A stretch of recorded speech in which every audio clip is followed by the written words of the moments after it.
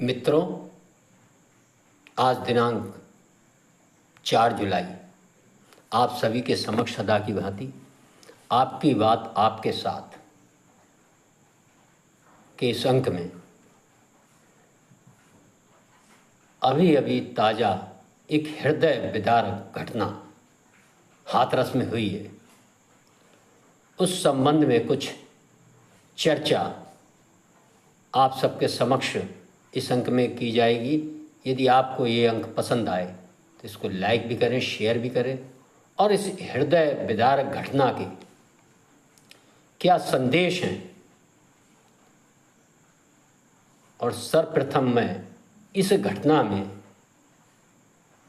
मृत सभी आत्माओं को अपनी हार्दिक श्रद्धांजलि अर्पित करते हुए प्रभु से कामना करता हूँ कि प्रभु उनकी दिवंगत आत्मा को अपने चरणों में स्थान दे और उनके परिवारों को इस असीम दुख को सहने की क्षमता प्रदान करे। मित्रों, इस घटना में के कारणों में हम आप जाएंगे तो हमारी समझ में आएगा कि गांव गरीब गुरबा में रहने वाले मजबूर दबाए सताए समूह के परिवारों के सदस्य जो शताब्दियों से अपने को, जिनके मन में एक भाव है और जो अपेक्षित महसूस करते हैं किसी भी धार्मिक कार्यक्रमों में उनकी सहभागिता जिस स्तर से, जिस स्थान के साथ होनी चाहिए वो नहीं हो पाती, तो उनके मन की जो दबी हुई इच्छाएं होती हैं इस आधुनिक युग में, तो फिर वह किसी भी स्वयंभू दिव्य शक्ति, अपने को गुरु और तो और स्वयं भगवान का साकार स्वरूप बताने वाले ऐसे लोगों का दर्शन, उनका स्पर्श, उनकी एक झलक और उनकी चरण रज प्राप्त करने के मोह में वह अपना यह लोक और परलोक दोनों सुधारने के कार्य में लग जाता है। और इसी जो प्रक्रिया होती है, अत्यधिक भीड़ के बीच अपने छूना, अपने प्रतीक चिन्हों को, उनकी चरण लेना, इन्हीं कार्यक्रमों के बीच हाथरस जैसी, सबरीमाला जैसी, नागपुर, मध्य प्रदेश, बद्रीनाथ, केदारनाथ जैसी प्राकृतिक घटनाएं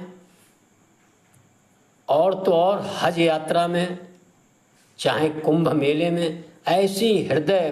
विदारक घटनाएं लगातार अनवरत रूप से प्राचीन समय से चलती चली आ रही हैं और इनका शिकार समय समय पर खास तौर से दलित, शोषित, पीड़ित, गरीब, मजदूर, किसान ऐसे परिवार होते हैं। और ये घटनाएं इस समाज व इन श्रद्धालुओं के वर्ग को बुरी तरह से झकझोर कर रख देती हैं और ऐसे सैकड़ों परिवार, मित्रों, केवल ऐसे आयोजनों में अपनी सामाजिक सामूहिक भावना को प्रकट करने, भावनाओं को मजबूत करने व अपने दलित, शोषित, पीड़ित होने की जो पीड़ा उनके मन में बहुत लंबे समय से रहा करती है, उस पीड़ा को कम करने, उस पीड़ा पर मरहम लगाने के लिए ऐसे आयोजनों में शामिल होते रहे और उनकी इस पीड़ा और उनके इस सामूहिक भाव का लाभ हम सब देखते हैं। समय समय पर कुछ स्वयंभू गुरु, परमात्मा, भगवान अपने को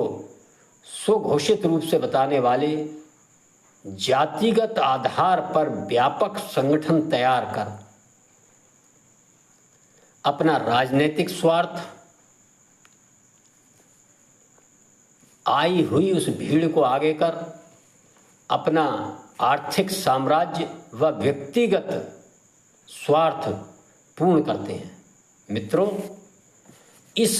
सारे घटनाक्रम को मैं यदि सही परिप्रेक्ष्य में समझाना चाहूँ तो मेरा अनुरोध है, अभी कुछ समय पहले हम सब ने अपने अपने मोबाइलों पर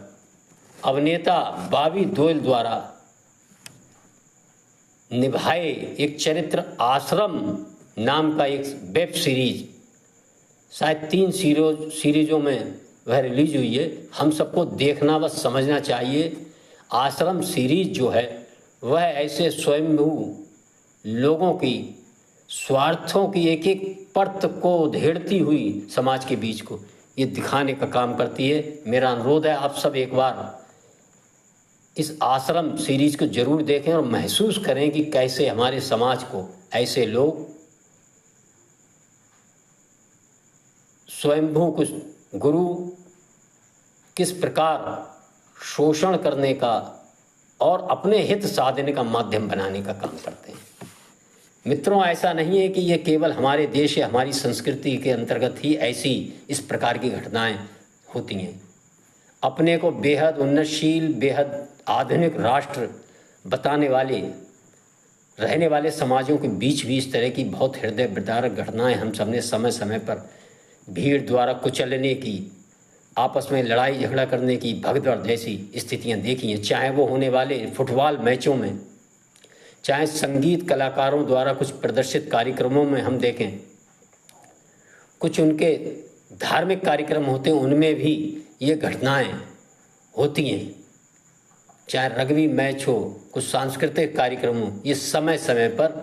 ये समस्या समस्त मानव समाज की है और इसमें किसी को दोषारोपण ना देते हुए हम सबको इसमें मनन करना चाहिए, समझना चाहिए। और मेरा तो अनुरोध है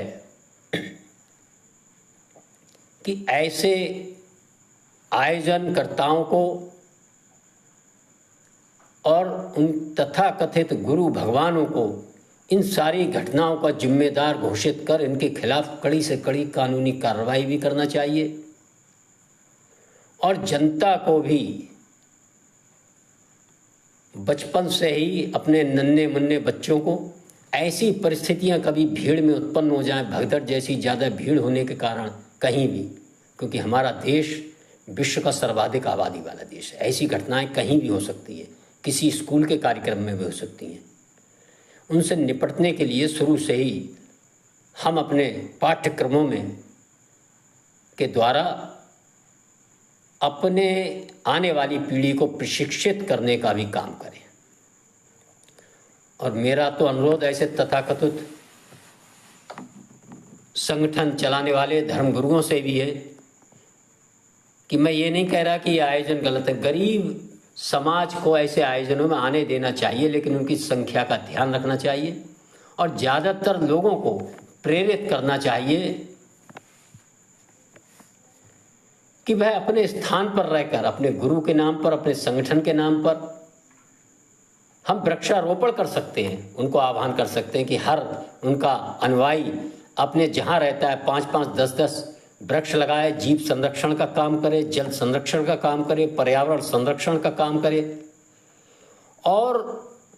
गुरु की चरण रज लेने से ज़्यादा अपने माता पिता की चरण रज नियमित रूप से ले, बुजुर्गों की सेवा करे, क्योंकि हमारे यहाँ बताया गया नर सेवा ही नारायण सेवा है। यदि वास्तव में आप नारायण की सेवा का पुण्य प्राप्त करना चाहते हैं, मेरा सभी समाज के बंधुओं से अनुरोध है, तो हमें हर नर की सेवा करना चाहिए, हर जीव जंतु की सेवा करना चाहिए, कि हर जीव जंतु नर इस संसार में सब में उसी परम ब्रह्म का वास है